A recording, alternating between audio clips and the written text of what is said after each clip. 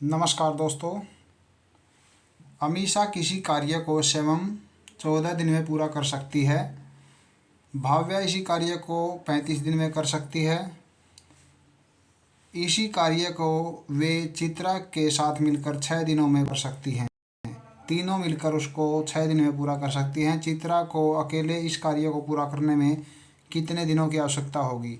इसके अंदर एक तो अमीषा दी गई है। अगर हम इनके नाम लिख लेते हैं, जैसे अमीषा के लिए है हमारे पास 14 दिन। और दूसरा है हमारे पास भाव्या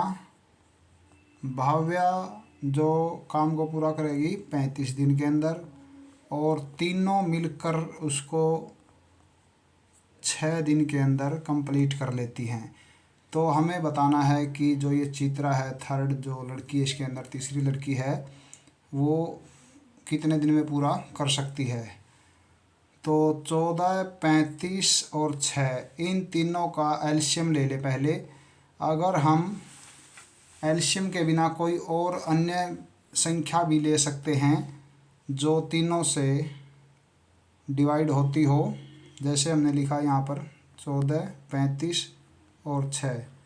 अगर ये दो संख्याएं हैं 14 और 6, 2 से डिवाइड होती हैं तो 2 पे चलाएंगे हम। 2 सत्ते 14, 2 35 ऐसे ही लिखा जाएगा अगर डिवाइड नहीं होता है तो, और 2 तिया 6। अब हम 7 पे चलाते हैं। 7 एकम 7, 7 पंजे 35 और 3। तो एलसीएम हमारा बन जाता है 2 सत्ते 14, 14 पंजे 70 और 70 तिये 210। हमारा 210 एलसीएम बन जाएगा। तो अब देखिए क्या होता है इसके अंदर। 14 जो है, 14 को 15 से मल्टीप्लाई कर दिया जाए तो 210 आ जाता है। जैसे यहाँ 14 है और ये आगे 15 बचा हुआ है, 5 और 3, तो इसलिए 14 और 15 की मल्टीप्लाई 210 बनेगी। इसी प्रकार 35 जो है, 35 छिका 210 होते हैं, और 6 को हम 35 से मल्टीप्लाई कर ले तो 210 बन जाएगा।